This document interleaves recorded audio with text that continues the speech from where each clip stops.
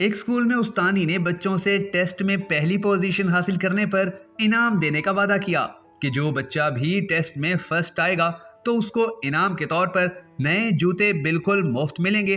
اس اعلان کے بعد اس ٹیچر نے کلاس کے بچوں کا ٹیسٹ لیا تو وہ رزلٹ دیکھ کر حیران رہ گئی، کیونکہ کلاس کے سب بچوں نے تقریباً برابر نمبر حاصل کیے تھے۔ یہ صورتحال دیکھ کر وہ ٹیچر سخت پریشان بھی تھی، کیونکہ اب جوتوں کا ایک جوڑا ان سب برابر نمبر حاصل کرنے والے بچوں کو دینا ناممکن سی بات تھی۔ اچانک اس استانی کی ایک دوست نے اسے کان میں ایک انتہائی دلچسپ ترکیب بتائی، جسے سن کر وہ استانی خوشی سے نہال ہو گئی۔ اس انعام کا اعلان کرنے والی استانی نے بچوں سے کہا کہ ہم ایسا کرتے ہیں کہ قرآن اندازی کر لیتے ہیں۔ اس قرآن اندازی میں جس بھی بچے کا نام سب سے پہلے نکلے گا اس کو انعام کے طور پر یہ نئے جوتے دے دیے جائیں گے۔ سب بچے یہ اعلان سن کر بہت خوش ہوئے اور جلدی قرآن اندازی کرنے کا شور مچانے لگے۔ استانی نے سب بچوں کو قرآن اندازی کے لیے کاغذ پر اپنا نام لکھنے اور ڈبے میں ڈالنے کا کہا۔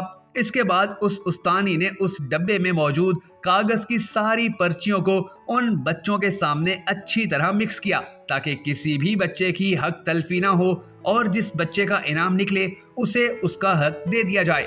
پھر اس استانی نے کلاس میں موجود سب بچوں کے سامنے ایک پرچی اٹھائی۔ جو ہی وہ پرچی کھلی تو اس پر لکھا تھا وفا عبدالکریم، یعنی اس بچی کو انعام میں جوتے ملنے تھے۔ اس کا نام سن کر کلاس میں موجود سب بچے زور سے تالیاں بجانے لگے۔ انعام کی حقدار ٹھہرنے والی وہ چھوٹی اور انتہائی پیاری معصوم سی بچی اپنے بینچ سے اٹھی اور جا کر استانی سے اپنا انعام وصول کیا۔ چونکہ وہ یتیم بچی اپنے پھٹے پرانے یونیفارم اور ٹوٹے ہوئے جوتوں سے تنگ آ چکی تھی، اس کے والد کا سایہ اس کے سر سے اٹھ چکا تھا اور اس کی ماں لاچار تھی، اس لیے جوتوں کا یہ انعام اس یتیم بچی کے لیے بہت معنی رکھتا تھا۔ اس دن جب وہ استانی سکول میں بچوں کو پڑھا کر واپس اپنے گھر گئی تو اس نے روتے ہوئے یہ کہانی اپنے شوہر کو سنائی کہ کس طرح آج ایک یتیم بچی کے حق میں اللہ نے فیصلہ کیا اور اسے نئے جوتے ملے۔ استانی کی یہ کہانی سن کر اس کے شوہر نے انتہائی خوشی کا اظہار کیا اور ساتھ ہی استانی کے رونے کی وجہ پوچھی تو وہ استانی مزید بھی پھوٹ کر رونے لگی۔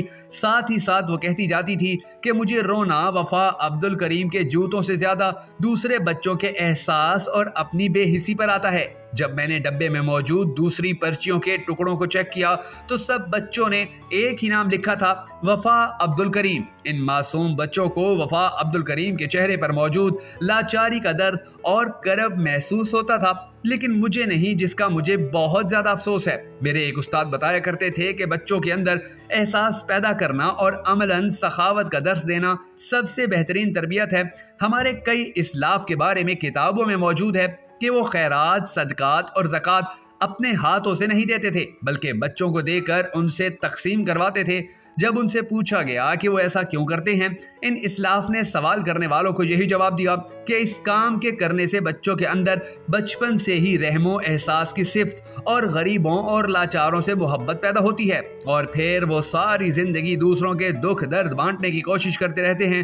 ہم سب کو مل کر دعا کرنی ہے کہ اے ہمارے پاک پروردگار، ہم سب کو دوسروں کی مدد کرنے کی توفیق عطا فرما، اور اس دنیا میں جو انسان بھی مشکل حالات کا سامنا کر رہا ہے اس کی تمام مشکلات کو آسان فرما۔ اگر آپ بھی ہم سب کے ساتھ مل کر اس دعا میں شامل ہونا چاہیں تو کمنٹ سیکشن میں آمین ضرور لکھ دیجیے گا، اور اگر آپ چاہیں کہ انسانیت سے محبت کے اس پیغام اور صدقہ جاریہ میں آپ کو بھی ثواب ملے تو ہماری اس ویڈیو کو ضرور شیئر کر دیجیے گا۔ کیا پتا کہ اس ویڈیو کو دیکھ کر کوئی اپنے بچوں کی تربیت اسی انداز سے کرنا شروع کر دے کہ پھر وہ بھی دوسروں کے کام آنے کی خواہش کرنے لگیں۔